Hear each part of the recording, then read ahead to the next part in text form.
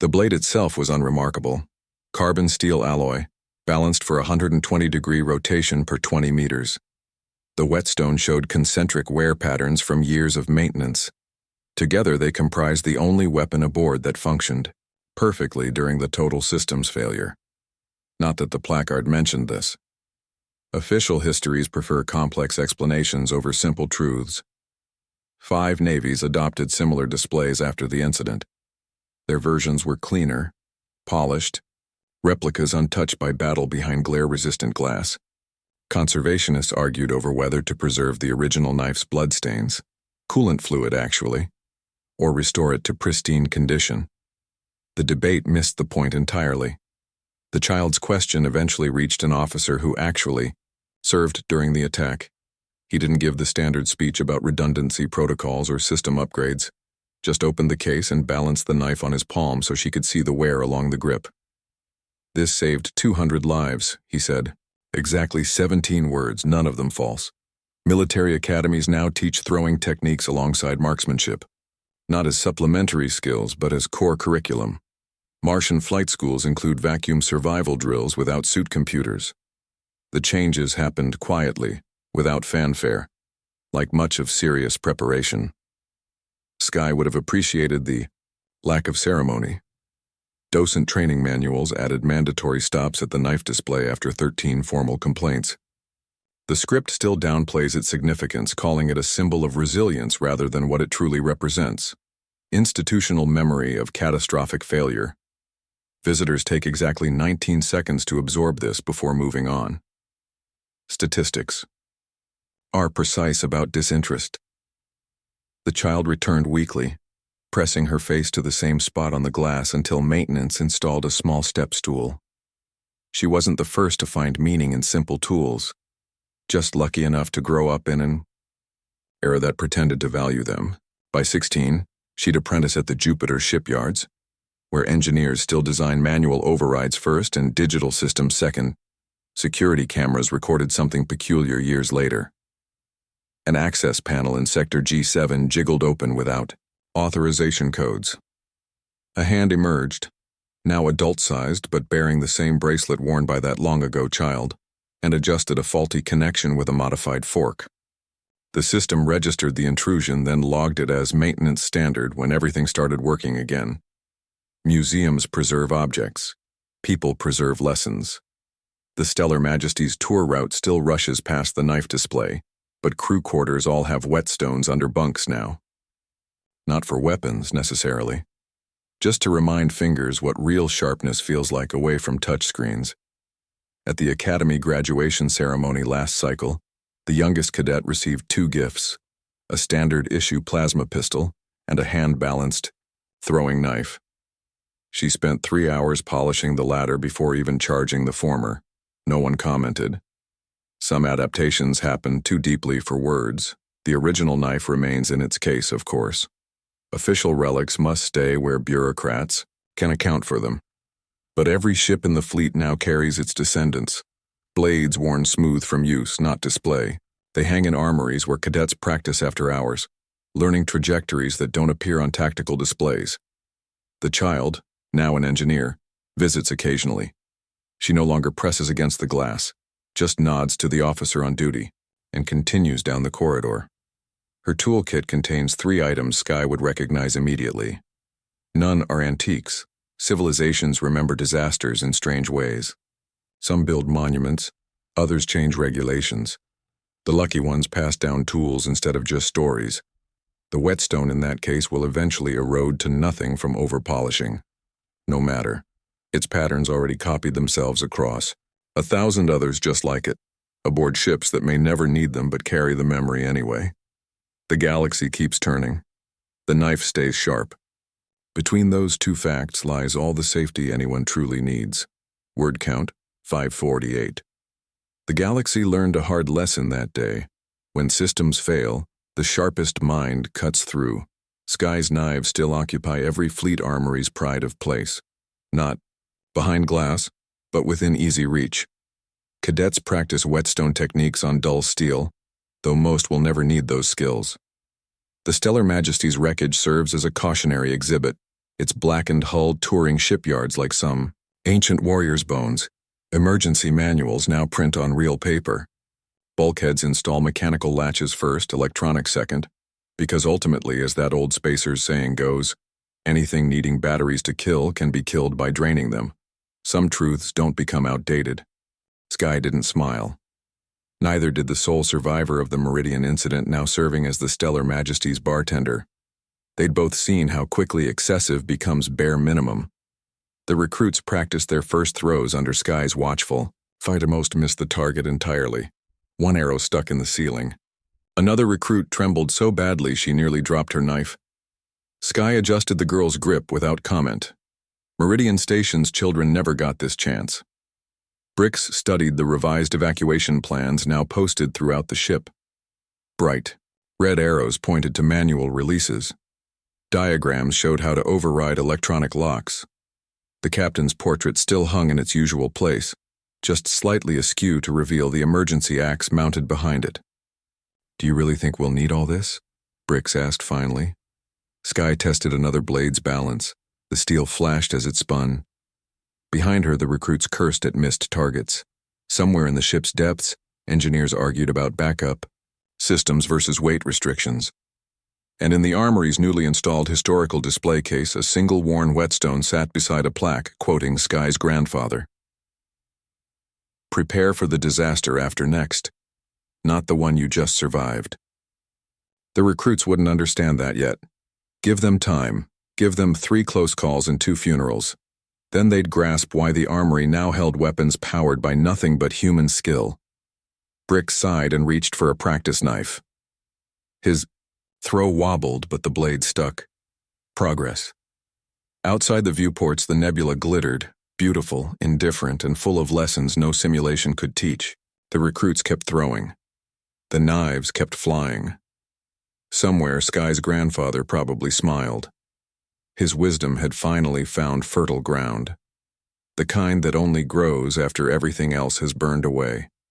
The rebuilt Stellar Majesty's mess.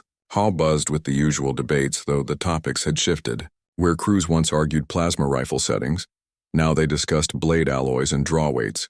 Newly installed whetstone stations sat beside weapon cleaning kits, their surfaces already scarred from use. A fresh batch of cadets hissed at the galley's manual can openers conspicuously mounted where everyone could see them. Skye sipped nutrient coffee in the corner, watching the latest argument unfold. A systems engineer waved his tablet at a security officer. "Backups are pointless if we have to regress centuries." His screen displayed schematics for yet another networked failsafe, one requiring 8 separate subsystems to function properly. The security officer didn't answer. She just spun her throwing knife on the table, watching the wobble slow to a perfect stop. Human factors studies explain what happened next. Princeton researchers once proved humans solve mechanical problems faster with physical models than digital simulations. NASA found analog switches outperform touchscreens in emergencies. The engineer kept talking. The officer picked up her knife. In 3 moves, she demonstrated a magnetic latch flaw that had eluded the ship's AI for weeks. 2 tables over, a navigation cadet practiced knot tying between bites. His fingers moved through sailors' hitches and bowlines with the same unconscious ease others reserved for typing.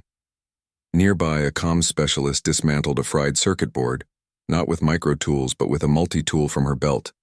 No one commented.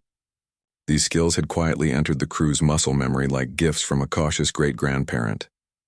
The real shift wasn't in tools, but cognition. Studies of London cab drivers show their hippocampi physically enlarged to accommodate spatial mapping. Skye's recruits developed analogous adaptations, noticing stress fractures others missed, predicting system failures by sound, judging distances without rangefinders. Call it the whetstone effect. Brains retrained by friction and feedback loops no algorithm could replicate. A fresh-faced lieutenant hesitated near Skye's table. His uniform still had academy creases, his sidearm holster conspicuously empty. "They say you can disable a smart lock with a spoon," he ventured. Skye slid her coffee aside and produced 2 utensils from her vest.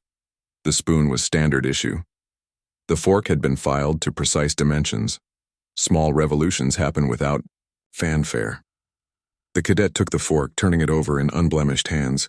3 decks away, Bricks signed off on updated training modules that included environmental weaponization. No one called it primitive anymore. Not after the decompression incident reports circulated.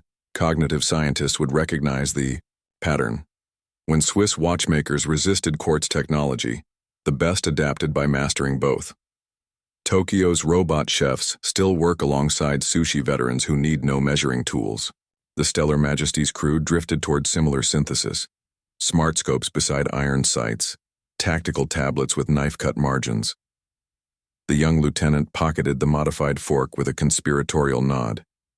Nearby, debate continued between progress and tradition factions. Neither noticed the weapons officer casually flipping a coin-sized whetstone in one palm, its surface worn smooth from months of secret practice. The stone vanished into his pocket just before his shift started, joining the other quiet revolutionaries. Skye finished her coffee. The mess hall arguments would continue for months, maybe years. Let them. Discourse bred innovation, and innovation needed friction to spark.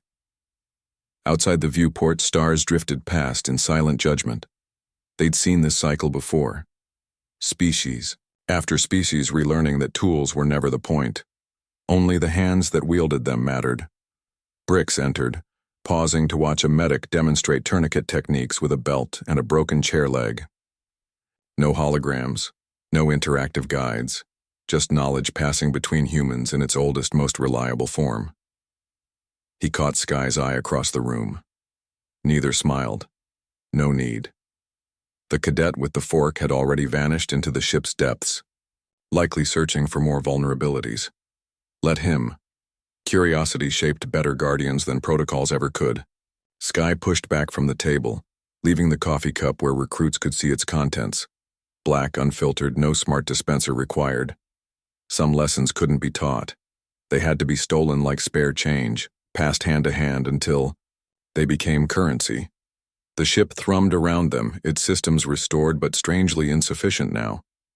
Overhead, someone laughed while struggling with a manual hatch release. The sound carried further than any alarm. Machines fail. People adapt. The best weapons aren't those that never jam, but those you can fix with a knife and stubbornness. Skye stepped into the corridor, leaving the debates behind. Her grandfather's voice echoed softly in memory. Civilization isn't what you build. It's what you rebuild. The whetstone in an anonymous pocket clicked against a datapad. Somewhere, a fork opened an access panel. On the bridge, Bricks ignored the blinking AI suggestions in favor of a handwritten checklist. Small rebellions, quiet triumphs. The galaxy kept turning, none the wiser that its future guardians now carried spare knives. Primitive? Perhaps. Human? Undeniably.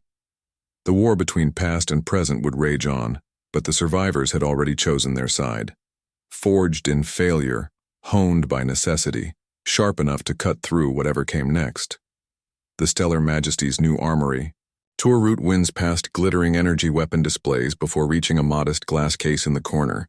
Inside rests a single throwing knife and a whetstone worn smooth on one side. The tour guide's practice speech stumbles here, skipping ahead to more impressive exhibits like the refurbished plasma cannons. Visitors shuffle past, barely glancing, at what looks like a historical footnote rather than the most important artifact aboard. Disaster memorabilia follows predictable patterns. Titanic survivors saved lifeboat timetables. Chernobyl liquidators kept broken dosimeters. The Meridian incident left behind fused circuit boards that now sit in museum cases. All serve the same purpose, tangible proof that systems fail. Skye's knife collection survived because it was never dependent on systems to begin with. The child noticed first. Maybe because her eyes were lower to the display, or because children haven't yet learned what's supposed to be impressive. She pressed, small fingers against the glass, fogging it with her breath. Why this one? The question made the tour guide hesitate. Later, reconstructions would claim she sensed something profound. More likely, she just liked the knife's shine. Museum curators understand accidental importance. The Rosetta Stone was construction. filler before scholars recognized its value. Viking burial ships were nearly plowed under as farm obstacles. This knife occupied both categories, simultaneously too primitive to matter and too dangerous to discard, until history forced reconsideration. Naval disasters rewrite doctrine faster than committee meetings. The Mars terraforming collapse of 2093 sparked widespread manual override mandates. The Titan refinery explosion triggered analog pressure gauge requirements. Now the Stellar Majesties, survivors would doubtless inspire new regulations about weapons redundancy. Brix found himself staring at the throwing knife in Sky's hand. Carbon steel, balanced for both combat and tool use, as it moved in precise circles against a sharpening stone. The sound filled the cabin in place of conversation. 21st century militaries learned similar lessons the hard way. When digital maps failed during the Kashmir blackout, British commandos resorted to paper ones from tourist shops. Ukrainian partisans dismantled Russian drones using only magnets and frequency, sweepers from old radios. No one filed paperwork about these solutions, they just worked. The rescue ship's medic approached Sky with hesitant steps. "We should treat those vacuum burns," she offered, eyeing the blistered skin along Sky's collarbone. Sky shrugged and flicked a knife into the bulkhead 3 meters away. The medic jumped. The blade had pierced a dangling wire bundle, stopping a high-pitched electrical whine none of them had consciously registered until it ceased. Brix crossed to examine the impaled components. Frayed power leads from the shuttle's damaged stabilizers. Another few minutes and they might have lost navigation control. His officers exchanged glances while Sky retrieved her knife. The gesture wasn't showmanship, just problem-solving, the only way still available. Military history celebrated such moments while quietly burying their lessons.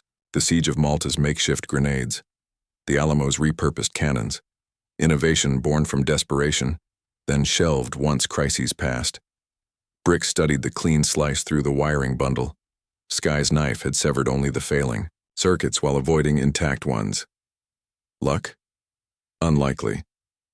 A junior lieutenant broke the silence. "Regs require electronic failure diagnostics before manual overrides," he recited automatically. His voice trailed off when everyone turned to stare. Sky didn't laugh. She just tested her knife's edge against a stray thread from her sleeve. The thread parted without resistance.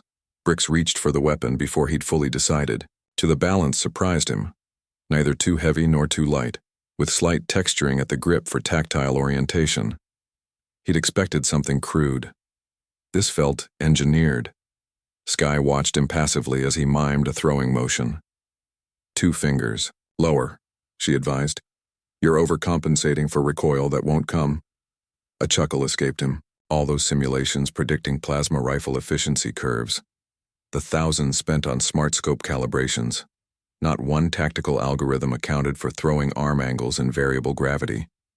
Yet here they stood, alive because someone remembered what predated computers. The shuttle banked hard, avoiding debris. Through the viewports, the Stellar Majesty's wreckage twisted in slow motion. Its once gleaming smart hull looked inert now, just dead metal and broken promises. Someone sighed. Someone else muttered about salvage rights. Sky strapped her weapons belt back on with the quiet efficiency of someone who'd done this before, and expected to do it again. Brix handed the knife back with careful respect. His fingers lingered on the hilt a moment too long. Sky arched an eyebrow. "Problem, Commander." He shook his head, then nodded toward the wreckage beyond the glass. "Just wondering how much heavier that casualty list would have been without your unconventional methods." She sheathed the blade with a precise click. "Next time you can test that theory yourself." No one laughed. The shuttle's damaged stabilizers chose that moment to whine again. This time 3 officers lunged for the tool cabinet. No one suggested waiting for diagnostics. Brix watched them fumble with manual override procedures. The manual existed. Of course, naval regulations demanded it, but its pristine pages betrayed how rarely anyone consulted it. Sky's knives, by contrast, showed concentric wear patterns from years of maintenance. Primitive? Perhaps. But reliability had its own pedigree.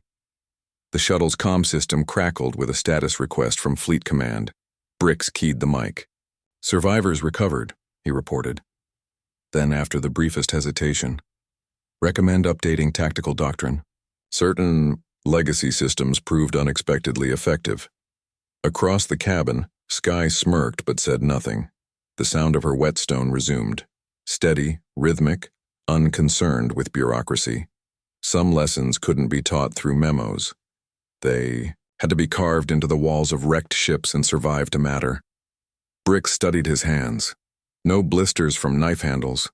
No calluses from manual repairs. Just smooth officer's skin, unprepared for realities beyond touchscreens. He flexed, his fingers imagining their grip on a whetstone. First step in catching up, perhaps. The rescue shuttle's damaged stabilizer whined again. Louder this time. Several heads turned toward Sky's weapons rack. No one spoke. No one needed to. The armory aboard the new Stellar Majesty looked like an archaeological dig layered with modern weaponry. Sky Hartwell sorted through the racks with the patience of someone cataloging museum pieces, which in a way she was. Beside each plasma rifle she hung a crossbow. Next to smart grenades, she stacked throwing axes. The quartermaster watched, with increasing distress as she rearranged centuries of military evolution into what looked like a battlefield timeline display. Bricks leaned against the doorway, arms crossed. His freshly polished rank insignia caught the light as he shifted. "Regulations specify energy weapon storage protocols," he pointed out. His tone suggested this was the third time he'd said it. Sky didn't glance up from adjusting a whetstone's position beside the sharpening station. Disaster preparedness follows predictable cycles: panic, reform, complacency, repeat. After the Titanic, ships carried lifeboats for all passengers, until they didn't need to anymore. Post-9/11 airport security implemented rigorous protocols, then slowly relaxed them over decades. The Stellar Majesty's redesign included skies, modifications only after furious debate in naval committee rooms. Temporary measures, everyone assured themselves. NASA learned similar lessons the hard way. Post-Columbia shuttles carried manual repair kits for hull breaches, tools gathering, dust within 5 missions. The International Space Station's backup Soyuz capsules became tourist attractions rather than vital safeguards. Sky tested the edge on a freshly hung machete. The steel sang. A gaggle of new recruits hesitated at the doorway. Their uniforms still had that fresh from the academy stiffness. One fingered his issued plasma pistol nervously while eyeing the throwing knives now displayed where sidearms normally sat. "Is this standard now?" he whispered to his companion. Bricks answered before Sky could. Regulation 14B allows for alternative armament when sanctioned by tactical advisors. The bureaucratic phrasing sounded odd coming from a man who'd recently learned knife-throwing fundamentals by nearly losing an ear. Survival strategies rarely originate in committee rooms. They emerge from Arctic expeditions where backup compasses saved lives, desert crossings where analog odometers outlasted GPS, and starship disasters where one woman's stubbornness defeated a boarding party. Sky tossed a practice blade to the nearest recruit. He fumbled the catch. The knife clattered, not to the deck, because Bricks had insisted on installing magnetic strips below each rack. The recruits' training schedules now included 2 hours weekly of manual engagement protocols. First lesson: how to tell if a blade is properly balanced without electronics. Second, why whetstone grit matters for different alloys. By week 3, they'd learn what Sky's grandfather had drilled into her: batteries die, but a well-honed edge only gets sharper with use. Bricks examined one of the newly installed emergency cabinets. Behind its transparent panel lay tools that would have looked at home in a pre-spaceflight blacksmith shop. Wedges for jamming doors, glass breakers for viewports, even a handheld pump for when hydraulic systems failed. "This seems excessive," he muttered. The Reapers discovered the difference between vacuum-rated armor and vacuum-proof tactics. One trooper's magnetic boots held firm while his body twisted violently at the waist, physics enforcing conservation of angular momentum on fragile flesh. Another's thruster pack automatically activated to compensate, slamming him ceiling ward at 20 meters per second. Their squad leader made the fatal error of grabbing a decorative railing. Structural engineers had skimped on those bolts. Fluid. Flows always seek equilibrium. As atmosphere evacuated through the shattered viewport, secondary currents formed where bulkheads redirected the wind. Sky angled her body to catch an updraft spiraling along the service corridor wall. Unlike the flailing reapers, she wasn't fighting the current, just adjusting her surface area to navigate it. Albatrosses use similar techniques to fly across oceans without flapping. Historical records describe Japanese pearl divers who could free-fall 30 meters by manipulating body position. Sky executed a modified version, allowing the decompression current to accelerate her down the length of the observation deck while keeping her trajectory aligned with the drifting gunship. Seasoned spacers know you don't jump toward targets in microgravity. You let environmental forces do the work. The gunship's damaged thrusters spat occasional bursts, altering its rotation unpredictably. Standard boarding procedures would require mag boots or grappling gear. Sky had neither, just precise timing, and the sudden absence of air drag meaning a gently tossed knife could cross the remaining distance straight as a laser. Atmosphere evacuation is rarely uniform. The knife's flight path intersected with a temporary pressure bubble caused by delayed sealing in Sector G. The blade wobbled momentarily before regaining stability, just enough deviation to miss the gunship's emergency hatch controls and strike. The thruster fuel line instead. A 16-centimeter slit in a pressurized hose creates remarkably consistent results. Hypergolic fuels don't need oxidizers in space. They ignite on contact with each other. The resultant jet wasn't explosive, enough to destroy the craft, but plenty sufficient to send it spinning toward the nebula's edge. Physics abhors imbalance. Most survivors missed the actual moment she crossed the vacuum. Their eyes were squeezed shut against particulate debris. Those who looked saw only a brief silhouette against the glowing nebula, a human form riding decompression. Currents like ancient Polynesians rode tidal surges. Then the emergency bulkheads sealed with a final shudder, leaving the observation deck in sudden, eerie silence. Sky's impact with the gunship cockpit was less graceful than the legends would later claim. 8 Gs of unexpected deceleration tends to bruise ribs regardless of technique.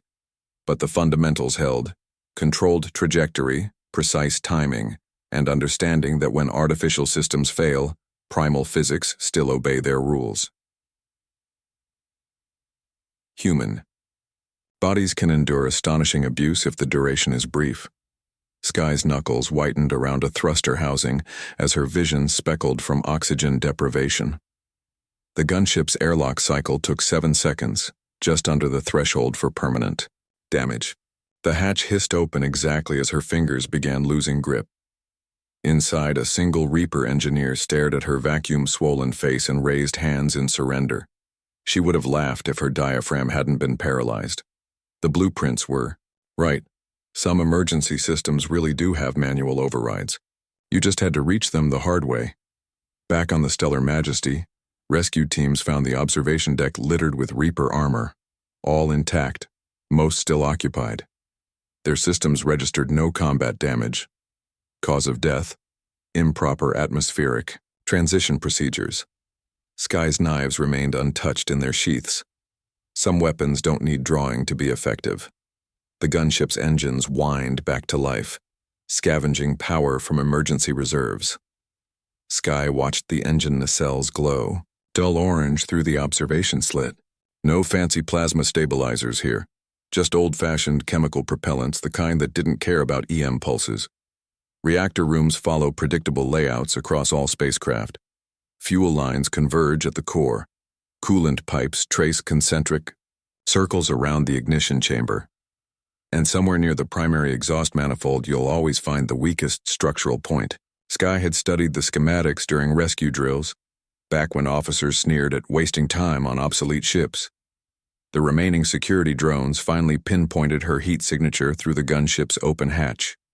Their targeting lasers painted red dots across her chest, though none fired immediately, likely confused by her lack of weapon signatures. For once, being unarmed bought time instead of costing it.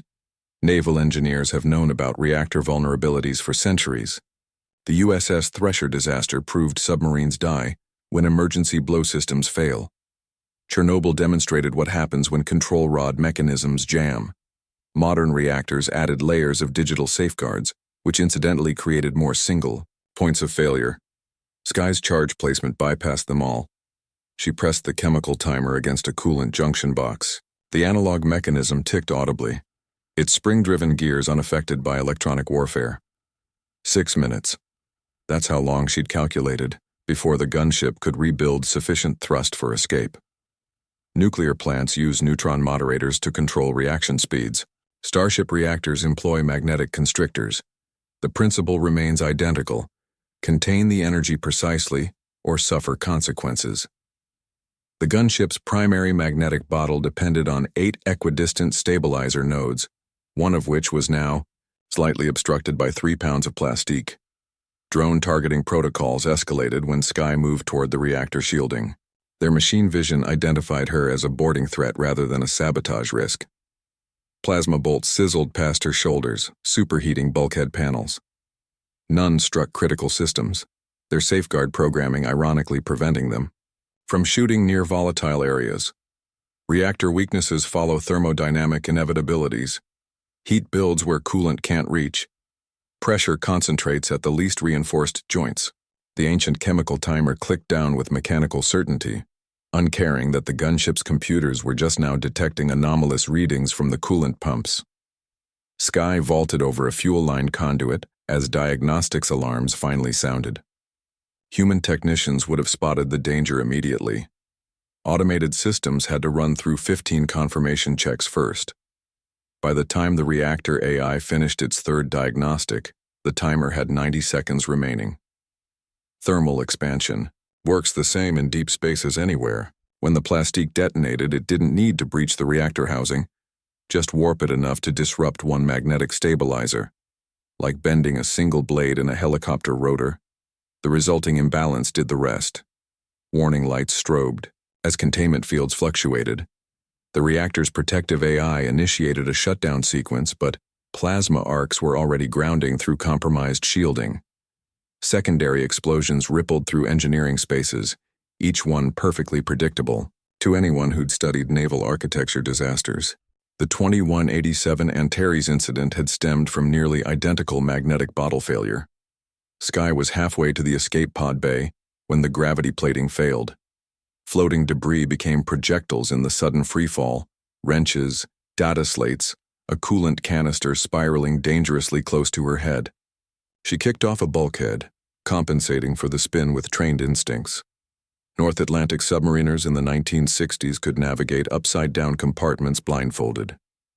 The principles transfer well to 0G. The emergency pod's manual release worked exactly as designed. No electronic locks, no voice authorization, just a steel lever that unlatched explosive bolts when pulled with sufficient force. As the pod ejected, Sky watched through the viewport. The gunship's reactor went critical in textbook fashion. First a visible warp in its magnetic containment, then a brilliant flare as superheated plasma escaped its cage. Rescue ships later found the wreckage drifting in an expanding debris field. Investigators would puzzle over why such advanced systems failed so catastrophically until they examined the reactor housing. The plastique residue told the whole story. Sometimes simple chemistry outperforms complex engineering. Back aboard the Stellar Majesty, Commander Brix stared at the fading explosion through binoculars. He didn't ask how Sky had disabled a warship with analog explosives. Some lessons don't require explanation. The timer's final tick had been louder than any alarm. Brix surveyed the wreckage of his once proud command through the rescue shuttle's viewport. Flares from dying reactors painted stripes across his face as he turned to where Sky repacked her gear. Her weapons rack resembled an archaeological exhibit, throwing knives of various metals, a dismantled crossbow, whetstones wrapped in oilcloth. The crew stood at a respectful distance as though afraid to touch artifacts from some ancient battlefield. Manual overrides exist for a reason. The valve shot open, venting hypergolic plasma in a lazy spiral. Contact with oxygen isn't required in space. Hypergolics ignite on contact with each other. The resulting explosion wasn't catastrophic, but it didn't need to be. Damaged maneuvering thrusters sent the gunship pinwheeling toward the nebula's denser currents. Morton's last transmission consisted mostly of static and inventive cursing. The gunship's beacon continued pinging. For 17 hours before the nebula's ionization scrambled its signal, search parties later recovered 2 knives from the wreckage. One fused to a melted sensor array, the other embedded in what remained of the coolant regulator. Military engineers would study the incident for years, debating whether to call it luck or calculation. The answer was both. Skye knew the exact properties of the knive's alloys. She'd memorized standard gunship schematics during survival training. But she also understood that advanced systems fail in predictable ways, and that sometimes the best way to hack a computer is with a precisely thrown piece of sharpened steel. The turrets never got a chance to fire. Their targeting logs showed only one anomalous reading, an object briefly classified as non-threatening debris before the systems failed. Skye retrieved her last knife from its sheath. It wasn't strictly necessary. The gunship was no longer a threat, but old habits die hard, especially the useful ones. Back on the Stellar Majesty's wreckage, a junior engineer stared at Skye's remaining blades. "How'd you know that would work?" he asked. She tested the knife's edge against her thumbnail. "I didn't. But physics always does."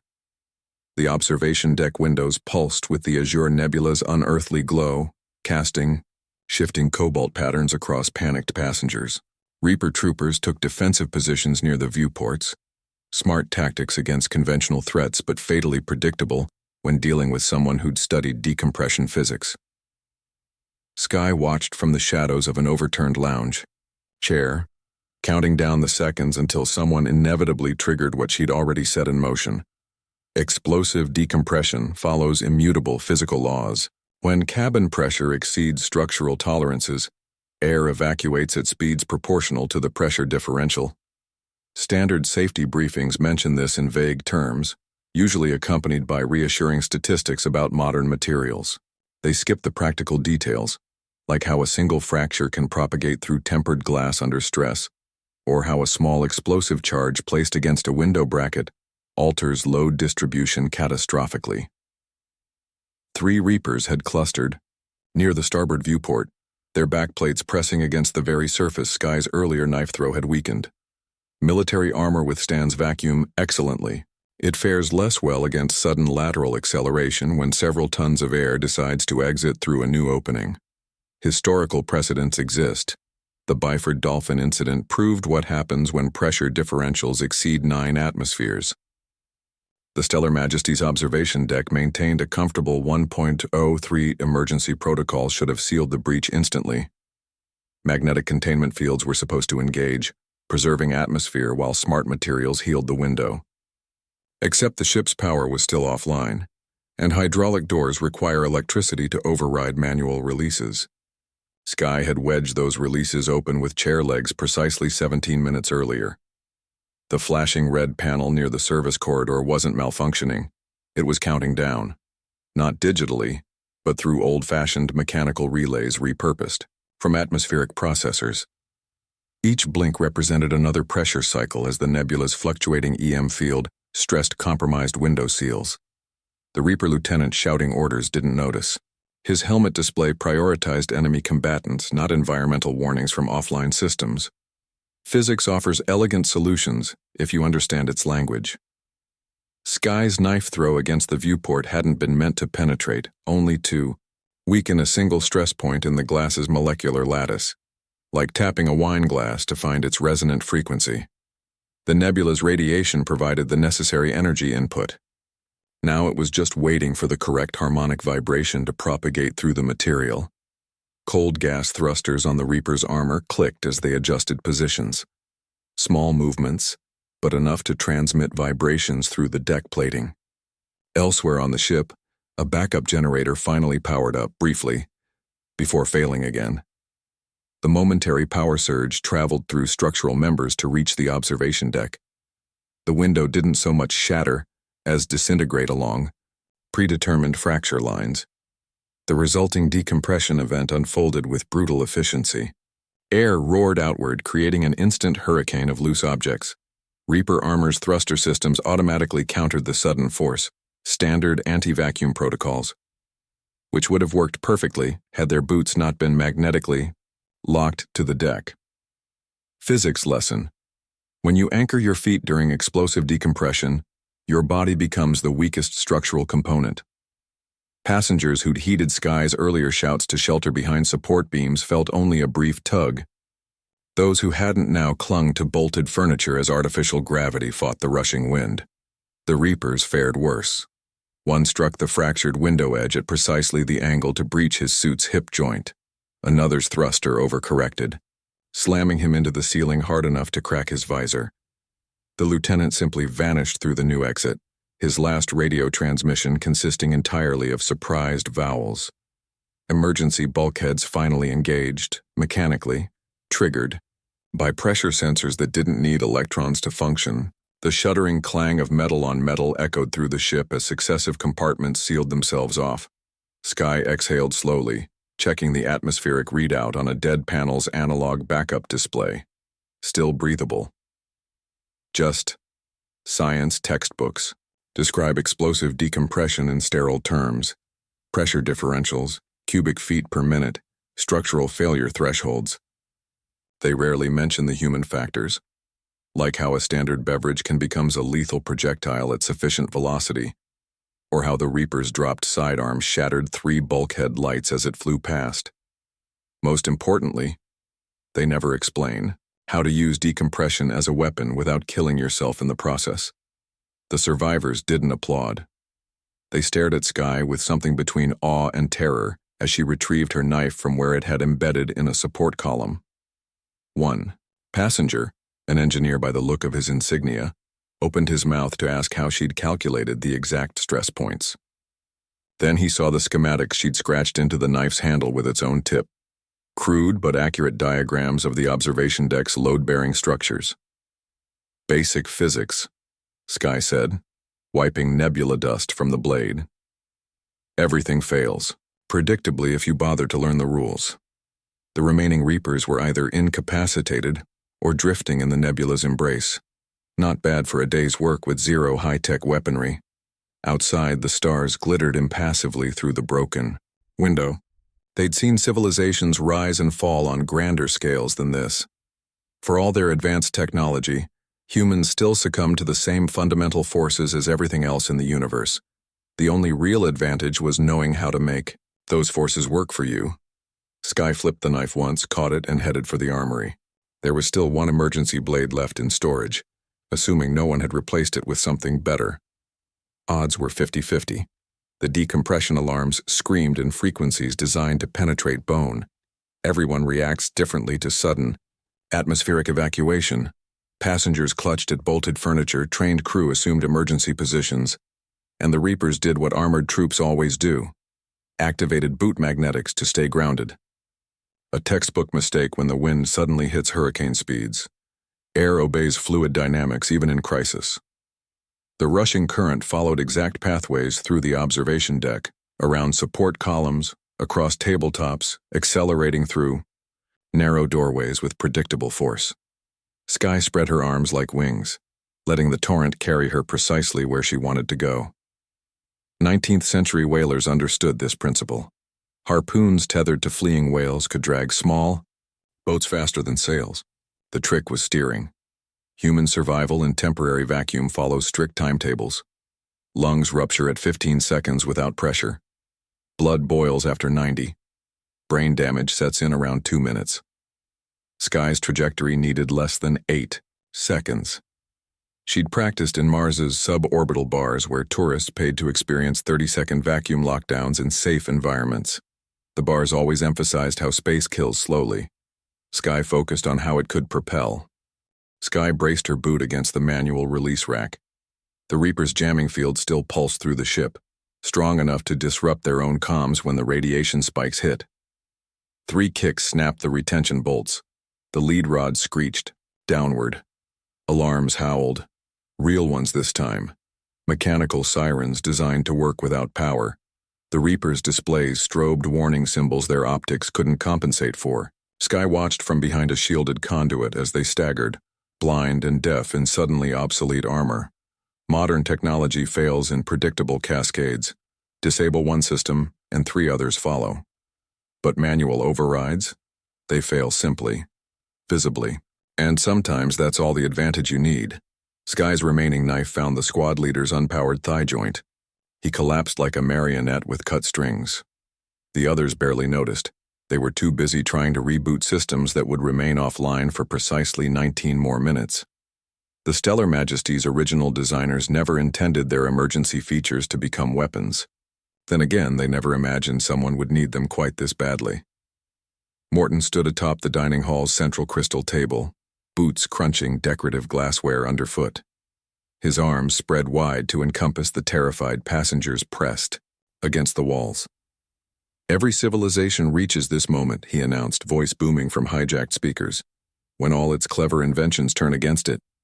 The black cylinder at his feet pulsed with slow, sickly light, a containment field generator flickering ominously near overload. Passengers huddled beneath overturned tables, their designer fabrics now useless armor. Mortain loved teaching through spectacle. His manifesto played on dead display screens. Not the words themselves, but timed flashes matching his speech patterns. A perfect, synchronized barrage of sight and sound to overwhelm rational thought. Psychological warfare. 101. Polished. To art form. Historical precedents came to mind. The Siege of Vienna, where Ottoman troops blasted continuous trumpet fanfares to break defenders' will. Unit 731's sonic experiments during border disputes. Even modern advertising's carefully engineered sensory overload. Just weaponized now. Morton's fingers danced across his wrist controls. The cylinder's hum deepened, vibrating fillings in teeth 30 feet away. Sky watched from the ceiling's arterial maintenance crawlspace. Catwalks crisscrossed overhead. Beautifully redundant architecture mandated after the Venus resort disaster. Below, Mortain paced like a lecture hall professor. "Your ancestors," he mused, kicking aside a gold-plated dinner tray, "could survive, with stone and sinew. Look at you now." His gesture took in passengers clutching dead smart gadgets like talismans. The crawlspace vents provided ideal firing angles if one knew where to look. Sky aligned her final throwing knife against the grate slots. Ancient Mongol horse archers could hit targets while galloping by, judging wind speed through finger tests. Modern snipers still learned to compensate for bullet drop and Coriolis effect. Sky accounted for gravitational sway from the ship's failing stabilizers too. Morton's cylinder reached critical whine frequency. The display screens now showed only a countdown. Likely fake, but who would risk calling his bluff? Near the buffet station, a child whimpered. 3 separate psychological triggers in that alone. The innocence factor, parental instinct activation, subtle reminder of generational stakes. Textbook psychological manipulation, if textbooks were written by master terrorists. Sky's position gave direct line of sight to Mortain's favorite tell, the slight tensing of his left pinky when lying. Right now it twitched as he promised, controlled, demonstration of the cylinder's power. The vent slats distorted throwing angles, though. She'd need to compensate for almost exactly 8 degrees of refractive error. Then came the mistake. Mortain stepped back to survey his audience, inadvertently, placing himself directly beneath a decorative chandelier. Crystal refractions complicated trajectories, but the structure itself could be useful. Sky palmed her last flash charge, the chemically powered sort no EMP could disable. Timing mattered. Mortain activated his containment field's visible barrier, just as the flash ignited. Sudden light in everyone's eyes, except Sky's, because looking away is lesson 1 when handling explosives. The knife left her hand during the nanosecond when retinas burned and security feeds whited out. Physics followed its usual unimpressed course. The blade carved through chandelier support cables, which in turn provided kinetic energy to the falling crystal matrix. Mortain had time for one surprised glance upward, before 500 pounds of luxury decor introduced his shoulder to Newtonian physics. His cylinder rolled free. Sky dropped through the vent, landing on a buffet table with knees bent. The cylinder's display showed actual numbers now, a stable countdown from 2 minutes. Mortain groaned under twisted metal. "Impossible," he rasped. "My jammers don't affect mechanical timers," Sky finished, scooping up the device. Passengers gasped as she casually hurled it through the observation window. Breach alarms howled while artificial gravity fought the explosive decompression, just long enough for Sky to grab a tablecloth-wrapped support beam. Morton wasn't so lucky. Security teams later found the cylinder floating intact in the nebula's outer rings. Its perfect containment field had protected it from both detonation and vacuum. The engineers who examined it made nervous jokes about over-engineering. Sky didn't laugh. She was too busy collecting knives from the dining hall floor. Morton's final lesson proved more valuable than he intended. When the lights go out, primitive solutions aren't just effective, they're often the only ones that work at all. The dining chair's sturdy construction, required by safety code, had saved more lives than any smart weapon on board. And the child who'd whimpered? She was already asking her mother for throwing lessons, with actual knives. Some lessons stick, faster than others. Morton's gunship hovered beyond the shattered observation deck, its thrusters glowing violet in the nebula's particulate haze. 30 meters of open vacuum separated Sky from the craft, an uncrossable gulf for anyone not suicidal or very, very good with projectiles. The gunship's automated turrets whirred to life despite the blackout, scavenging power from its internal capacitors. Like the ship itself, they'd been designed to operate independently if networks failed, an irony that wasn't lost on Sky. Microgravity alters throwing dynamics in 4 key ways. First, no gravity means no arc, just straight-line trajectories until the object hits something. Second, rotational stability becomes critical since there's no air resistance to correct tumbling objects. Third, Newton's third law applies, mercilessly. Every throw exerts equal force backward, potentially sending the thrower drifting. And fourth, without atmospheric drag, even slow-moving projectiles retain lethal energy. Sky braced against a structural beam. She'd practiced this throw in variable G simulators, learning to compensate for Newtonian recoil. The best recorded throwing distance in Earth gravity was 140 meters, a record set by an athlete specifically training for the feat. But records assume standard conditions. Space changes the math. The gunship's point defense turrets acquired her immediately, their barrels swiveling with hydraulic precision. They were designed to intercept missiles moving at thousands of meters per second, not a single knife traveling at 40. Over-engineering has downsides. Targeting algorithms compensate for projectile speed, mass, and heat signatures. A spinning length of steel with no power source doesn't register as a threat. Sky exhaled and threw. The knife tumbled slowly at first, its rotation deliberately off-center. Without gravity, it didn't need velocity, just precise orientation. The gunship's lasers tracked it briefly before dismissing the object as debris. Standard protocol. Don't waste ammunition on non-threats. Then the knife struck. Not the cockpit or vulnerable components, just the edge of a sensor housing. The impact itself did nothing. But the blade's alloy composition completed a circuit between 2 exposed power conduits. A short-sighted design flaw. Who expects conductive materials to accidentally touch exposed systems in deep space? Sparks erupted along the gunship's flank. Backup systems should have isolated the damage, but redundancy protocols required sensors to confirm the fault first. Those sensors were currently rebooting after an unexplained surge. The ship lurched as thrusters misfired, their control sequences disrupted. Mortain's face appeared in the viewport. He was shouting something, probably orders to recalibrate.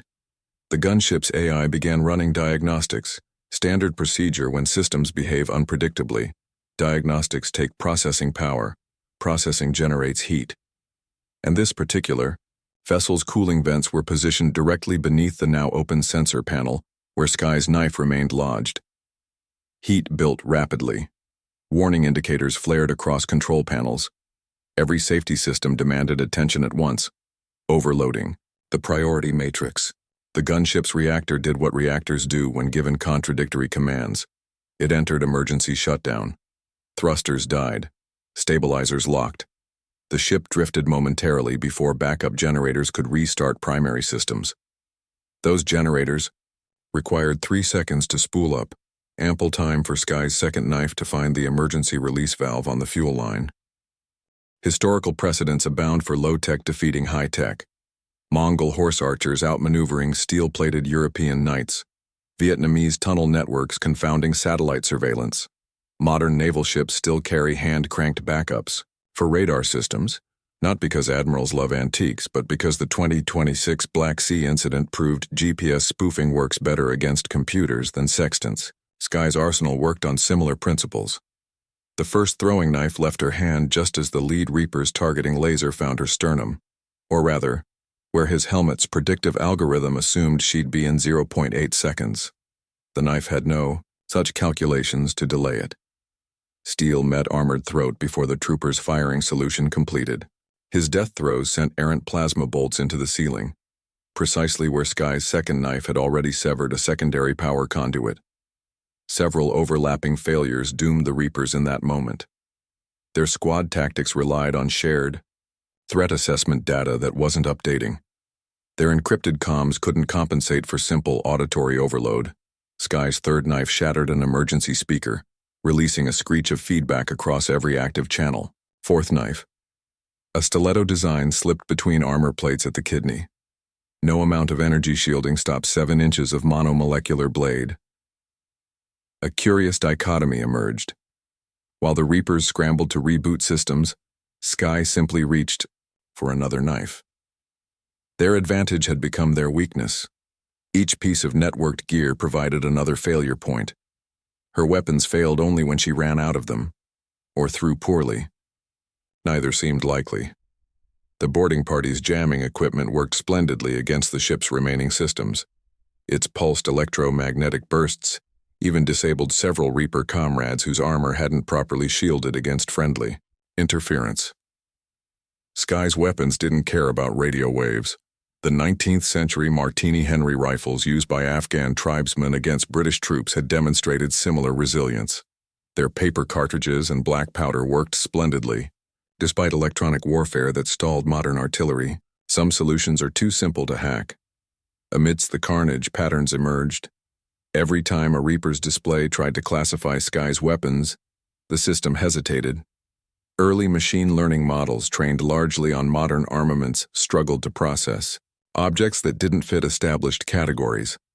The same problem plagued facial recognition software confronting masks before engineers updated the parameters. While computers pondered whether a throwing axe counted as a melee or ranged threat, Sky's arm was already in motion. Physics offers few favors in combat, but it does provide consistency.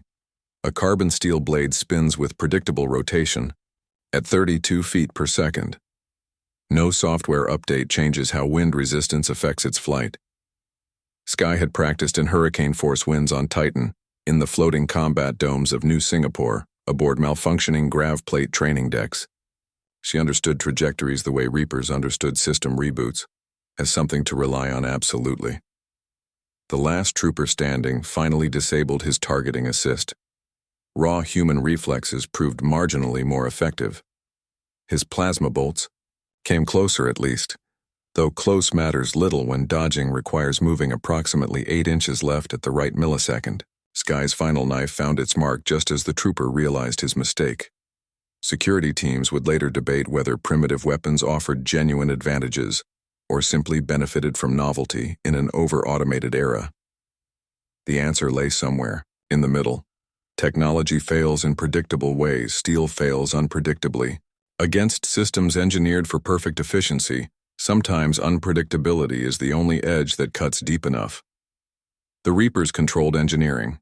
Their boards showed green across all systems. Life support rerouted, weapons disabled, communications jammed, secure, efficient, predictable. What their displays didn't reveal was the ship's original architecture. The analog fail-safes buried beneath smart panels, the mechanical linkages bypassed but never removed. Sky crouched behind a coolant pipe, studying schematics scratched into her forearm with a rusted nail. Old habits from Meridian Station. Every starship has two blueprints: the digital version everyone consults, and the physical reality builders couldn't eliminate. Power conduits might route through walls in perfect symmetry on screen, but in practice, engineers ran extra cabling through access panels when deadlines loomed. Emergency systems supposedly deactivated for upgrades often remained wired but forgotten. The Stellar Majesty bristled with such ghosts. Shipboard emergency protocols followed predictable patterns. Fuse boxes clustered near main junctions. Manual overrides hid behind decorative bulkheads. Sky's grandfather once told her about ancient submarines, how their crews could operate every system mechanically if electricity failed. Modern designers considered this redundancy wasteful until disaster struck. The central maintenance terminal lay 12 meters ahead. Reaper sentries flanked it, their rifle scopes painting laser grids across the floor. Motion detectors covered every conventional approach. Sky examined the ceiling. Exposed conduit runs formed perfect handholds if you didn't mind blistering temperatures. She shrugged off her jacket and wrapped it around her hands. Historical precedents suggested intruders overlook upwards. The Po, 2174. Leningrad heist proved this when thieves bypassed state-of-the-art museum sensors by crawling through HVAC ducts nobody sealed properly. Sky's path took her over humming transformers, each step calculated to avoid telltale vibrations. The Reaper's audio analytics sought gunfire and screams, not careful footsteps in service areas. 4 junction boxes controlled engineering's emergency purge systems. Standard safety design required manual triggers in case of containment breaches. Current regulations insisted these remain mechanical, a rare concession to old-school engineering. The access panel's security screws resisted standard tools but yielded to a knife tip, twisted just so. One Reaper shifted position. His helmet scanned right as Sky's shadow crossed left. Modern armor contained 14 distinct sensor systems. None looked for a woman dangling from pipes like some pre-industrial monkey. Sky exhaled through her nose. Silent, controlled breaths, learned hunting ice foxes on Pluto's glaciers. Her knife scraped gently against the 3rd junction box's release catch. The emergency purge protocol wasn't complicated. Initiated correctly, it would dump atmosphere from engineering in 30 seconds. Plenty of time for suited invaders to seal their helmets, but enough chaos for Sky to act. The system predated digital safeguards. Pull 3 levers in sequence and physics took over. First lever, a metallic clunk echoed through the chamber. Reapers spun toward the sound, rifles seeking targets. Second lever, a whomp of pressurized gas vents engaging. Their squad leader barked orders, standard breach response. Helmets sealed automatically. Sky dropped behind them as the 3rd lever engaged. Venting atmosphere creates interesting effects. Loose tools became projectiles, paperwork, swirled into vortexes, and critically, all that air rushing outward masked smaller sounds, like a knife blade short-circuiting a suit's battery pack. The nearest Reaper spasmed as his power cut out. Modern armor without electricity is just a metal coffin. His visor fogged instantly. Sky was already moving, not toward the panicking boarders but to the main reactor control run. The schematics on her arm indicated a curious feature. Manual fuel rods adjustment. 23rd century engineers installed these purely for regulatory compliance. The rods weighed 200 pounds each, requiring massive leverage to move. Perfect for when you needed to flood the core chamber with enough radiation to fry unshielded electronics. Gear clattered as the Reaper dropped. His squadmates' radios, far more vulnerable than anyone expected, sputtered confused alerts. Sky already had 2 fingers on the emergency hatch release, the one her grandfather would have praised, a manual crank behind a panel held by physical screws. Brick stared at the fallen Reaper. "How did batteries die?" Sky said, turning the crank. "Edge alignment doesn't." The hatch groaned open, revealing an escape route the Reapers hadn't mapped because it didn't appear on digital schematics. Beyond lay a maze of maintenance corridors where motion sensors were conveniently offline. Sky stepped through, Boots silent on grates her grandfather taught her could muffle sound if you walked heel to toe. Later, she'd explain the science of it. How simple steel penetrates armored fabrics when overloaded by precise impacts. Why crossbow bolts fly true through jamming fields. For now, she passed another knife to Bricks, noting how his hands automatically checked the balance as if recalling ancestral muscle memory.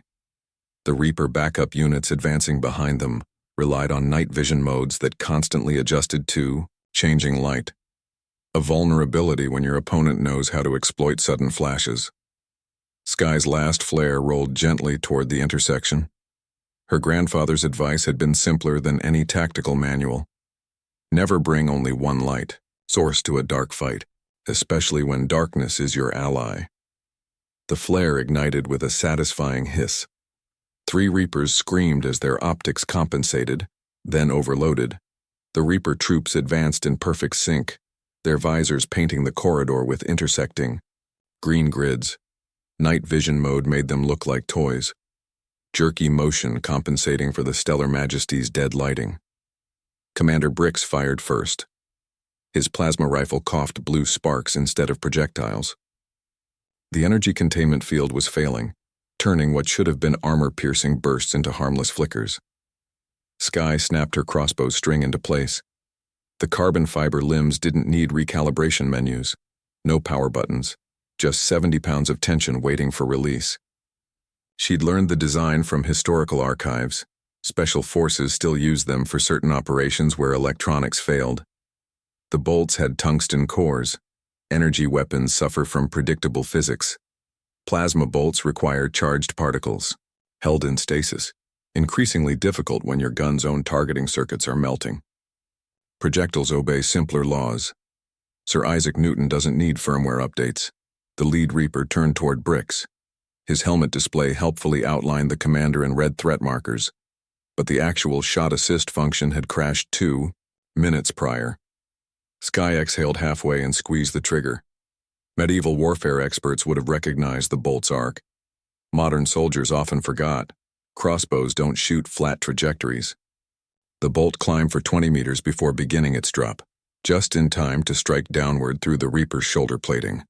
His armor's kinetic shielding was calibrated for plasma rounds. It interpreted the incoming bolt as a low-speed impact. A mistake.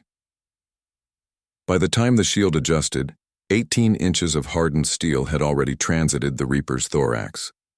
He dropped without drama. No explosions, no sparking circuits, just one less enemy in the corridor. The others froze, uncertain where the attack originated. Without working comms, they couldn't share targeting data. Bricks stared at Sky's weapon. Naval regulations banned archaic projectile systems aboard starships. Too much risk of hull breaches.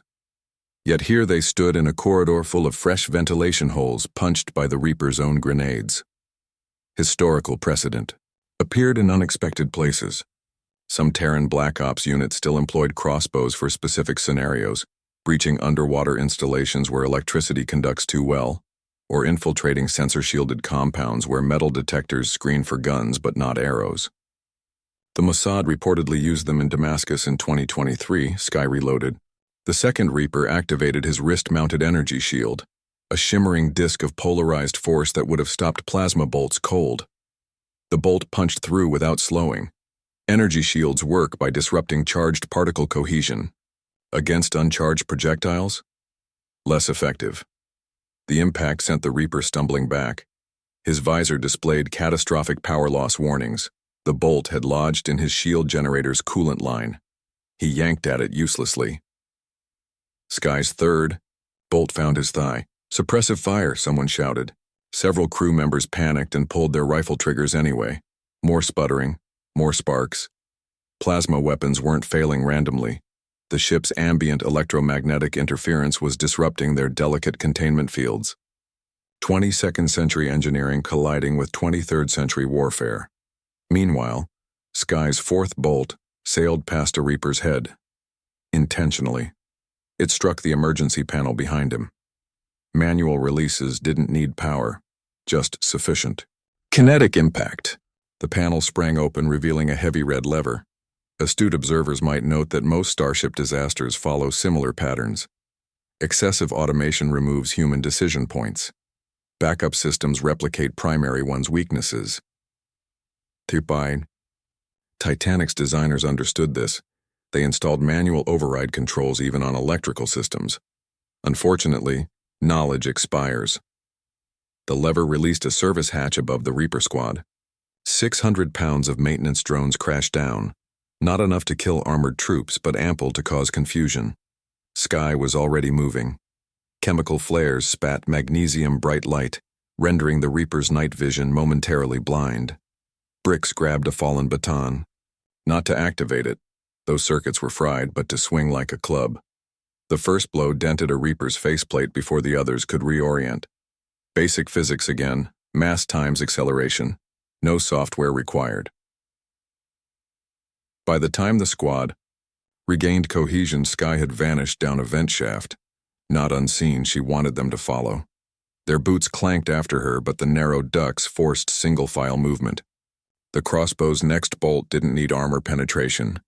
It struck a ceiling-mounted fire suppressor. Foam engulfed the corridor. Non-conductive, non-toxic, and perfectly opaque to infrared sensors. The Reaper's thermal imaging showed only swirling clouds. Sky's final bolt carried no explosives, just good steel and bad intentions. It found the squad leader's throat with the same efficiency crossbows demonstrated at Cressy in 1346. Some technologies persist because they fulfill fundamental needs. Delivering kinetic energy to vulnerable targets is one. Bricks picked up a fallen Reaper pistol, examined it, and tossed it aside. Too many fail points. He watched Sky reload once more, her fingers checking each bolt's fletching automatically. Regulations need updating, he muttered. She didn't answer. There were still 4 decks between them and Mortain, but at least now they had working weapons. Simple ones. Reliable ones. The kind that worked when everything else failed. The Reaper's jamming field pulsed through the corridor in visible waves, oscillating ripples that made holographic tattoos flicker on exposed skin. Yet Sky's knives remained unaffected. A boarding trooper chuckled as he stepped over fallen plasma rifles to inspect her weapon rack. Museum pieces, he announced to his squad, rapping his knuckles against a crossbow stock. His helmet display identified each item with helpful labels. Primitive. Projectile system. Historical interest only. The readout didn't mention these particular museum pieces had recently killed 6 of his comrades. Smart targeting systems require 3 things to function: power, sensors, and something vulnerable to detect. Sky's leather armor contained no electronics to ping. Her movements didn't trigger motion capture algorithms tuned for standard military evasion patterns. When the Reaper's auto turrets whirred to life, their infrared cameras saw only the heat bloom from still-functioning ship components behind her. A human eye would have noticed the woman with 7 knives strapped across her chest. Machine vision saw noise. Sky moved through choking darkness toward auxiliary control. Her knife scratched marks at intersections, improvised breadcrumbs in case retreat became necessary. She'd studied enough naval disasters to recognize the critical phase. The moment, when a crew stops trying to fix systems and starts improvising survival. The Stellar Majesty hadn't reached that point yet. Most still believed help was coming. Through a viewport, stars twisted as the ship tumbled uncontrolled. The automated stabilizers were offline, their gyros locked by safety interlocks. Somewhere, emergency transmitters should have been screaming alerts on all frequencies. They remained silent, their activation circuits waiting for authorization from dead servers. Sky reached a sealed door. Its control panel showed black mirrors. She drove her knife into the seam between doors and leaned hard. Manual releases existed behind these panels, installed during construction, and promptly forgotten. Metal groaned, but held. One good kick would... The ship's remaining lights flared once before dying completely. For half a breath, the corridor froze in snapshot clarity. Sky saw the emergency axe beside the door, its safety wire intact. Then darkness returned, thicker than before. She smiled and reached for the axe. Emergency lighting was optional. Some redundancies were human. The first gasp came from an elderly passenger clutching his chest as air recyclers stuttered. His oxygen monitor should have flashed alerts, if its screen worked. Nearby, a child screamed when her floating toy dropped like a stone, its anti-grav module dead. Every failed system was something Mortaine's voice celebrated. His manifesto began playing through every inactive display simultaneously. Dozens of blank screens suddenly glowing with the same stark white text, not transmitted. Pulled from deep storage where the ship cached emergency protocols. The Reapers hadn't hacked the systems. They'd simply reminded them who really owned the hardware. Your civilization is a house of cards. The words scrolled with deliberate slowness, giving passengers time to imagine which luxury might fail next. Clean water? Gravity. You build monuments to complexity, yet panic when the lights go out. The observation deck's floor-to-ceiling windows flickered, becoming makeshift projection surfaces showing ancient Earth ruins. Angkor Wat consumed by jungle. Brooklyn Bridge. Cables snapping in a blackout. Each image faded into schematics of the Stellar Majesty's fragile power grids. Historical precedent loomed large in Mortaine's rhetoric. He referenced Bronze Age collapses where smelting techniques vanished overnight. Easter Island's deforestation accelerated by rolling timber transport systems. The PowerPoint cliffs of Antarctica where dead climate servers fossilized. His examples weren't wrong, just weaponized. Skye assembled her crossbow by touch in a service corridor. The weapon's segmented design came from pre-spaceflight special forces. No electronics, no calibration needed, just pulleys and tension. She slotted each bolt with practiced ease while Mortaine dissected the ship's weaknesses overhead.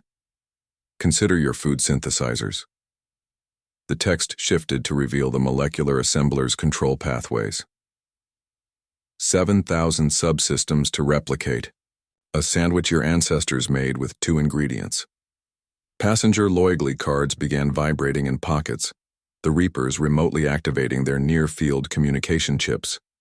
The vibrating rectangles spelled out one word across multiple devices: fragility.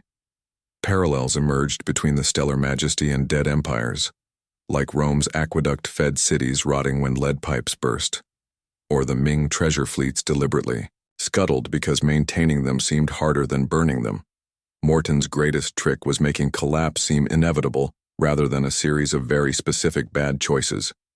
Skye tested the crossbow's draw weight. The string hummed. Elsewhere, passengers clawed at jammed auto doors that manual releases could have opened, if anyone remembered where those were.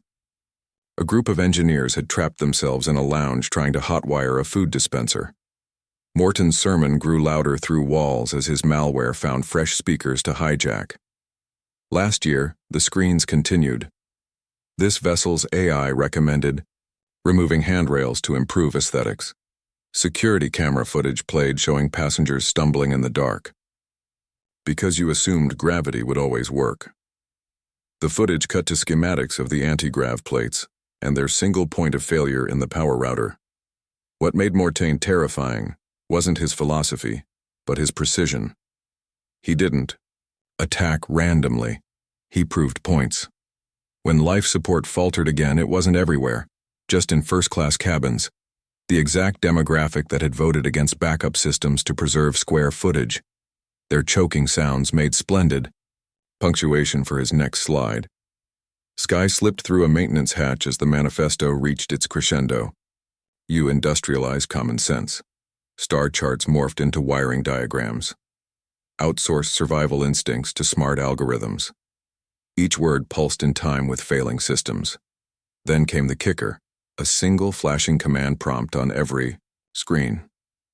Press any key to reboot civilization. The joke would have been funnier if 3 passengers hadn't immediately pawed at unresponsive touchscreens.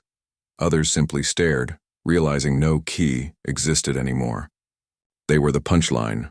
Crossbow against her shoulder, Skye moved toward the signal source broadcasting this theater of cruelty. Mortaine wasn't some rogue philosopher. He was a showman staging the ultimate object lesson with 8,000 living props. Her boots crunched broken glass from emergency exit signs people had smashed trying to escape. The signs had been fake, decorative. Like most of the ship's safety assurances, Sky loaded a broadhead bolt designed for shield penetration. Mortaine's words still echoed, but she focused on the real message underneath. All technologies fail, eventually. The question was what you did in the dark afterwards. Unlike the passengers, she'd brought her own light. Sky's thumb tested the knife's edge as officers around her slapped dead power cells into useless energy weapons. Commander Brix was still shouting about secondary backups somewhere farther. Down the corridor, his voice cracking with escalating disbelief. She could have told him the truth. This ship had no mechanical reserves, only more layers of electronics waiting to fail. The realization tasted like the antiseptic tang of her grandfather's workshop, where old Earth survival manuals gathered dust next to half-repaired plasma cutters. That workshop had smelled of linseed oil and gunpowder residue. The old man would pause between soldering jobs to demonstrate techniques lost to convenience, starting fires with sunglints off polished steel, purifying water through layered cloth, repairing electronics by feeling for heat instead of using diagnostics. Every battery dies eventually, he'd say, handing her a whetstone. Your knuckles don't run on lithium. Studies from the pre-spaceflight era showed 3-generation memory decay. Grandparents knew how to hunt. Parents could farm. Children only recognized supermarket packaging. By the time interstellar travel became common, the pattern repeated. Colonists who'd memorized hydroponic systems gave way to offspring dependent on biosphere computers. Sky had read the data in classified naval archives after Meridian. No, one cared until systems failed. The Reaper's helmet light swept across the bulkhead before swinging toward Sky. A standard sweeping pattern, predictable if you'd practiced against auto turrets the old-fashioned way. She remembered her grandfather's exercise.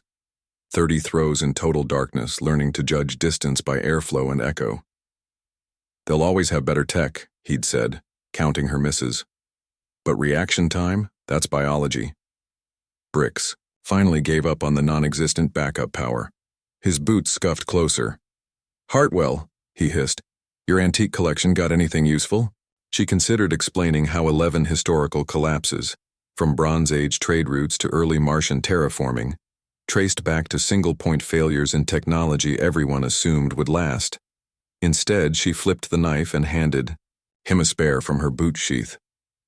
Historical records from the wilderness expeditions of the 2040s proved enlightening. Rescuers consistently found the survivors who'd kept analog compasses and paper maps. Smart units perished in canyons where AR overlays couldn't correct for magnetic interference. There were reasons special forces still taught dead reckoning navigation. Same reason Sky could walk this corridor by counting steps and feeling bulkhead seams. The Reaper rounded the corner in full tactical rig. His visor displayed targeting. Data that would have been impressive if the ship's scanners worked. Instead, he relied on audio cues. Exactly what Sky's childhood training accounted for. The knife left her hand without thought, a smooth arc interrupting his helmet beam. Sky slid off the bench. Her boots made quiet scuffs against the deck plates. The knife felt warm in her palm despite the room's sudden chill from shutting life support. Smug faces now twisted toward flickering exit signs, but Sky knew panic wouldn't help. She counted breaths while others fumbled for dead communicators. The backup generators should have kicked in by now. The absence of their base hum meant total grid isolation. Sky had only experienced that once before, watching an entire orbital colony go dark. She thumbed the whetstone's smooth surface, counting rotations before an emergency manual release would override safety protocols. 312.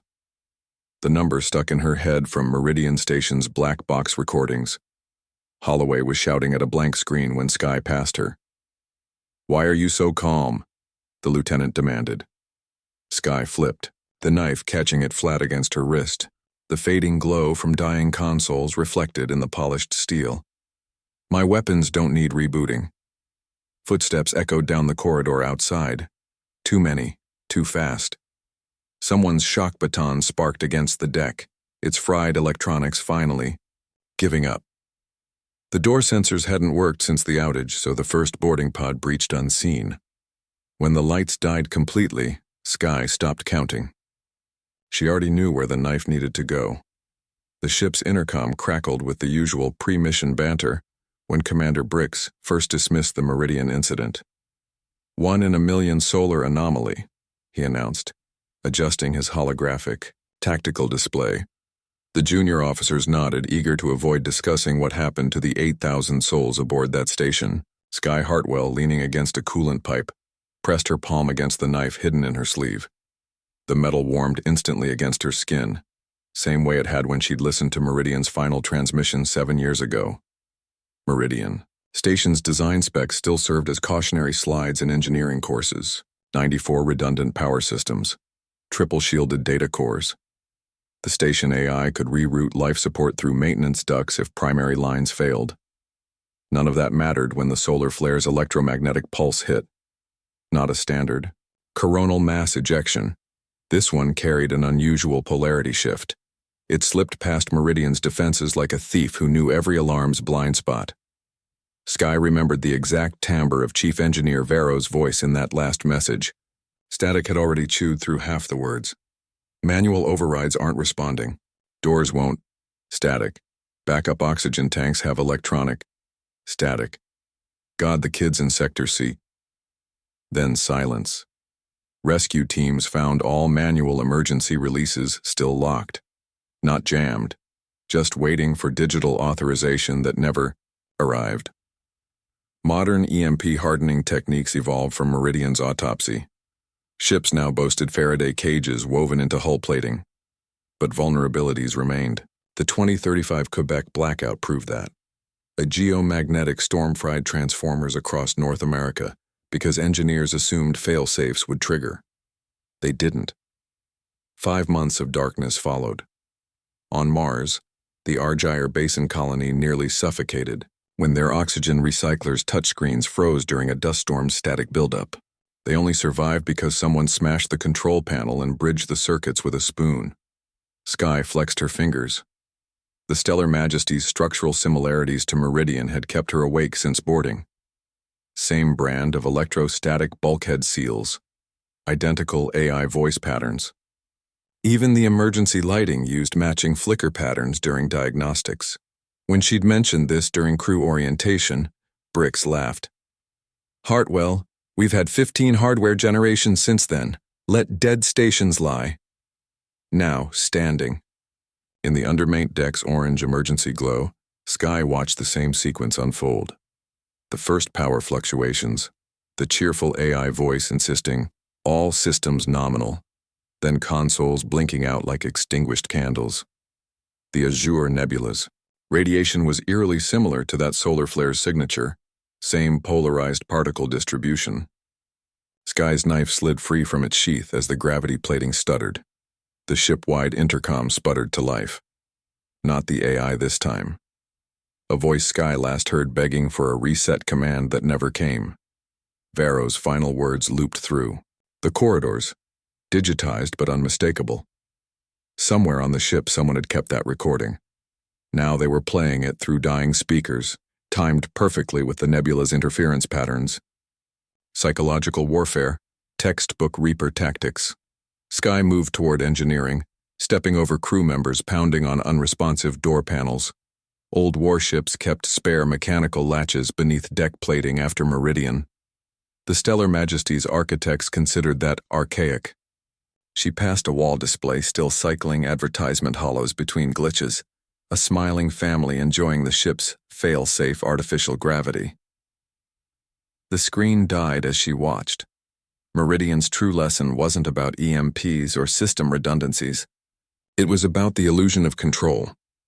Every fail-safe required another layer of technology to monitor it, more systems that could fail. Sky reached a sealed intersection. The door's override panel flashed, awaiting authorization, in polite blue letters. She drove her knife through the display, twisting until sparks jumped the circuitry. The door shuddered open. Somewhere ahead, the Reapers would be waiting, cozy in their shielded armor. Let them underestimate the woman with primitive weapons. Sky checked the throwing knives strapped to her thighs. each one balanced for either combat or breaking into critical systems. Varro's voice still echoed through the halls, but Skye stopped hearing it. The dead had given their warnings. Now it was time to prove she'd listened. Commander Brix's tactical display showed all systems green when the first anomaly appeared. A single sensor node in Sector G9 flickered from green to amber and back again. The diagnostic overlay labeled it, "a harmless comms lag," in cheerful blue text. 30 seconds later, every screen on the bridge went dark. The Reapers didn't bother cutting through the hull. They used the ship's own networked systems against it. A cascade of malicious shutdown commands rippled through subsystems like a string of firecrackers. First went primary power distribution, then backup routing. The AI watchdog protocols triggered automatically, or tried to. Their activation codes relied on the same encrypted handshake the Reapers had already spoofed. Humorless laughter crackled through dead speakers. "Attention, Stellar Majesty," a synthetic voice announced. "Your emergency protocols have failed to activate." The words carried the faint echo of a human voice sampled and reassembled through cheap vocoders. Every syllable dripped with rehearsed mockery. Meanwhile, secondary subsystems kept dutifully reporting nominal status to command nodes that no longer existed. Modern cybersecurity relies on layers of verification, but every layer needs power. The Stellar Majesty's designers never imagined all verification nodes failing simultaneously. They'd protected against hackers, not flawless mimicry of legitimate system commands. Similar oversights crippled the MV Sirius 11 years prior. Pirates spoofed its docking thrusters and walked aboard while the crew watched powerless from behind locked doors. Backup generators had their own vulnerabilities. Their startup sequence required approval from the main engineering terminal, which in turn needed authentication from the bridge. Cabling designed to prevent unauthorized restarts now prevented any restarts at all. Skye Hartwell watched emergency lights flicker and die, recognizing the pattern. The same sequence had doomed Meridian Station, systems waiting endlessly for confirmation that would never come. Manual overrides existed, buried under panels secured with electronic locks. The ship's architects had saved weight by replacing mechanical latches with cheaper smart seals. Now those seals wouldn't open without power. Skye pried at one with her knife, while nearby officers hammered on unresponsive touchscreens. The blade's tip found the weak point where two panels met. A sharp twist popped the seal with a satisfying crack. Darkness revealed other weaknesses. Glow strips marking emergency exits relied on charged phosphors that faded within minutes. Crew members bumped into each other, yelling conflicting directions. Someone triggered a flare, its sudden glare revealing terrified faces. The chemical light source hadn't been on any official inventory, just something Skye kept in her kit. After Meridian, the Reaper's attack exploited fundamental design flaws. Every safety system depended on others being functional. A single massive EMP could have triggered failsafes, but this was precision sabotage. Command after command poured through unprotected maintenance uplinks, each one perfectly formatted to bypass sanity checks. The ship's defenses scrutinized each packet for malware signatures, while ignoring the obvious problem. No one should have been sending reboot commands during normal operations. The Stellar Majesty was the galaxy's pride, until its shields flickered and died in 30 seconds. As the crew's high-tech weapons became useless paperweights, one woman stood ready with nothing but a knife. "They laughed at my primitive gear," Skye muttered, "but my blade never runs out of power." What happened next would rewrite the rules of survival in a tech-dependent universe. The Stellar Majesty's holographic brochures spun glowing promises about its composite smart armor and quantum shield redundancies. Each deck plate reportedly contained more processing power than an early planetary defense grid. Commander Brix loved to recite these stats while security teams checked their gear, plasma rifles humming through diagnostics, shock baton capacitors singing their high-pitched ready tones. The ship's main AI had calculated the odds of total system failure at 0.01%, a number Brix pronounced with religious reverence. In the armory corner, Skye Hartwell ran a whetstone along her throwing knife's edge. The rhythmic scrape drew smirks from technicians adjusting their smart scopes. One made a show of activating his rifle's auto-tracking mode, the barrel whirring through targeting patterns. Still living in the Stone Age? He asked. Sky tested, the blade's balance against her palm. The knife had no power indicator, no calibration screen, just 7 ounces of forged steel that didn't need firmware updates. The ship entered the Azure Nebula's outer bands, where ionized gases swirled like liquid mercury against the viewports. Navigation consoles flickered with static ghosts. Just enough interference for the computers to register, not enough to trigger alerts. Engineering logs later showed 17 minor power fluctuations in the 10 minutes before catastrophe. Each blip got auto-corrected by redundant subsystems no human bothered to monitor. Brix was mid-sentence about fail-safes when the first surge hit. Overhead lumens pulsed orange. The commander chuckled, tapping his wrist display to show off its adaptive recalibration. Then every screen in the briefing room went black. Not the friendly blue of standby mode, the absolute void of unpowered circuitry. Emergency lighting should have activated instantly. It didn't. The ship's AI, designed to prioritize alarm protocols, found its voice synthesizer module offline when it tried to explain the problem. Deep in the reactor core, backup generators waited patiently for activation signals that never came. Their isolation circuits, meant to prevent cascade failures, worked perfectly, by ensuring no single system could wake the others. Passengers in the observation deck watched Nebula light fracture across the darkened windows. One child noticed. The stars looked wrong before her parents did, constellations shifting as thrusters died mid-course correction. In engineering, officers stabbed uselessly at dead touchscreens while behind them. Unnoticed, a power coupling melted through its safety clasps. Sky caught the smell first, buried somewhere under the ozone tang of dying electronics, the old metal scent of manual bulkhead releases engaging. She'd last smelled it during the Meridian incident, when emergency vents saved a dying station by sacrificing 3 decks to vacuum. The Stellar Majesty didn't even have manual vents. Its smart atmosphere system was supposed to handle leaks algorithmically. Alarms finally sounded 17 seconds after total systems collapse. Not from ship systems, but from portable emergency beacons crew members dug out of lockers. The warbling chirps overlapped into chaos as 300 identical devices searched in vain for a central computer to coordinate with. Brix stood frozen beside a weapons locker, his access codes meaningless to the mechanical deadbolt. Sky popped, open with 2 precise knife-tip twists. She tossed a flare canister to a trembling ensign. "Hold on to this," she said. "The battery lasts longer than your tablet." Outside the viewports, something much darker than nebula clouds moved against the stars. Lieutenant Holloway's demonstration could have sold tickets. Her smart bullets traced heart patterns through the target range, each round adjusting trajectory mid-flight to avoid striking the previous hole. The security team oohed as the display screen tracked all 37 micro-adjustments per bullet. Holloway bowed while her rifle auto-ejected the spent magazine. "No human could physically make these shots," she declared, patting the weapon's cooling vents. The new recruits nodded like children shown fireworks for the first time. Sky Hartwell sat against the bulkhead, rolling her knife across her knuckles. The blade caught fluorescent lights, where Holloway's holographic bullet paths still shimmered. Someone snorted when Sky produced a whetstone from her belt pouch.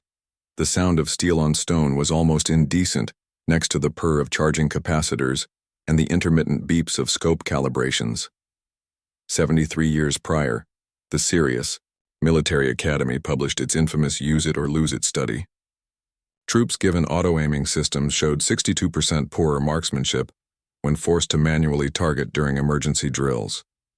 The results got buried under defense contractor lobbying, but Sky's grandfather had served on that research team.